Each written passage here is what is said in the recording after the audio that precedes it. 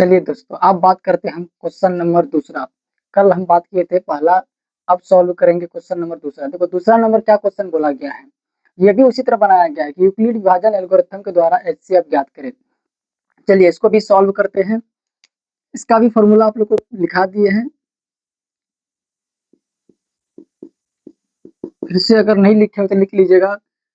ए बराबर B Q plus are.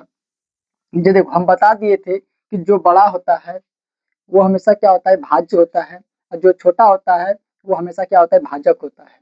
इसलिए बड़ा क्या है, बड़ा आपका है 38,220। 38,220 ये तुम्हारा क्या है, भाज्य है। ये क्या है, भाज्य। भाज्य को हम लोग ए भी बोलते हैं। और छोटा क्या है, 196। 196 जिसे हम लोग कहते हैं भाजक, इसे हम लोग बी से डिनोट करते हैं। अब देखो इसी फॉर्मूला से इस क्वेश्चन को हम सॉल्व करेंगे। देखो ए का मान कितना दिया गया है, 38,220। ए का मान 38,220। 38,220। बी का मान, ये बी का मान, ये बी का मान जो दिया गया है 196। बी का मान 196। अब क्यू ज्ञात करना है और आर ज्ञात करना है। देखो अगला नंबर क्वेश्चन जो था आपका क्या था, भाज्य था बहुत छोटा था, लेकिन इसमें जो भाज्य है वो थोड़ा बहुत बड़ा है। तो अब किससे गुना करें, अगर 196 को हम 2 से गुना करेंगे तो इसके बराबर नहीं आएगा। जैसे आप यहाँ पे सॉल्व कर सकते थे, जैसे पहला नंबर क्वेश्चन सॉल्व किए इस तरह से 196 और 38,220, इसको इस तरह सॉल्व करोगे। 196 को अगर 2 से गुना करोगे, 196 को अगर 2 से गुना करोगे, 196 गुना 2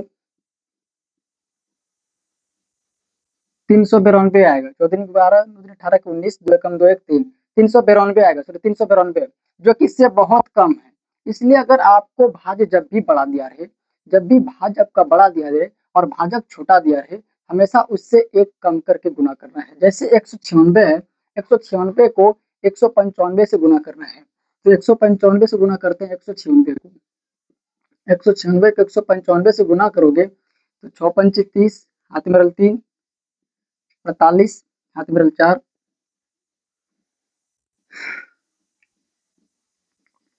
6 नमक 54, हाथ में रल 5, 9 नमक 81, 5 86, हाथ में रल 8, 9 का 9 8 17।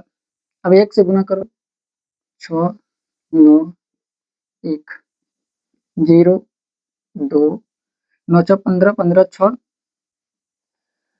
21, 1 22, हाथ में रल 2, 9 7 16, 2 18, हाथ में रल 1, 1 1 2 1 3। देखो ये आपका भाज्य जो है 196 को 195 से गुना करने पर 38,220 एग्जैक्टली आ रहा है।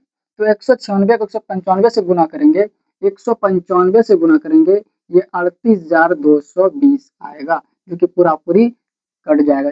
शेषफल कितना बच जाएगा, 0। और जब भी शेषफल 0 बच जाता है तो हमारा क्या हो जाता है, आंसर यही हो जाता है 196।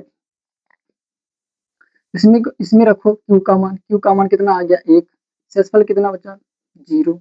तो ये आपका पहला, इधर से तीसरा नंबर, पहला दूसरा तीसरा, ये हमारा क्या हो जाएगा, आंसर 196 हमारा क्या हो जाएगा, आंसर हो जाएगा। ये रहा आपका दूसरा नंबर सॉल्व। आइए अब बात करते हैं क्वेश्चन नंबर तीसरा।